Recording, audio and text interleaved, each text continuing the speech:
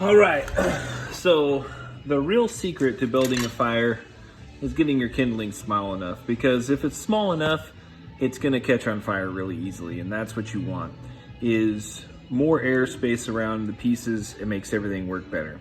But a trick to making it a little bit easier, see I have a little bit of kindling here. I've cut into the right size. These are perfect for starting fire, but the smaller the better. One of the tricks you can do is first get yourself a nice bed of bills. Bills are conveniently sent to you in the mail and make perfect paper. All right, so we're just gonna break this like that. And when you break it, look at all these small pieces that it produces. So that's gonna be something that's gonna get your fire started even better. So I'll take some of these bigger pieces and some of the smaller ones and I'll break them. And then I'll use the apex of the break to the middle of where I set up the fire. So it doesn't look like much yet, but you'll see here pretty quickly, not only will it support some bigger pieces of wood on top of it, but when I do that, I've just produced all these little bits that are gonna catch on fire really well.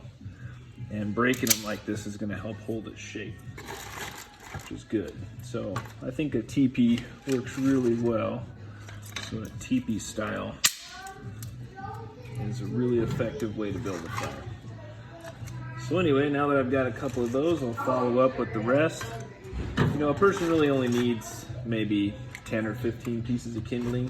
A fire can be started with much less, but I feel like this is enough to get started, and I'll just put these last little small pieces on here and a few of these larger ones. So I'll bust this one up here. So now I've got a nice stable space for my fire to go.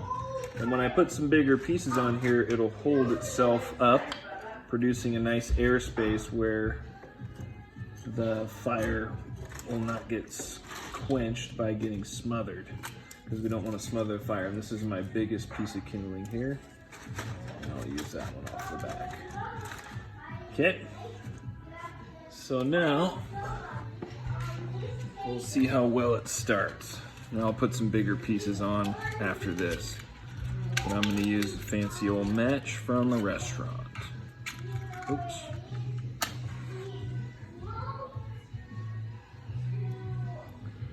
As you see here,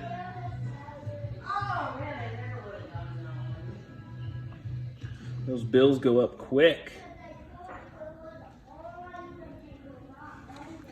So I think crumpling is a good way to go. Some people tear, but I find that you can see these places where it's been broken, the small bits are catching on fire really well, and they're holding the fire, and that's gonna keep all these sticks burning really easily.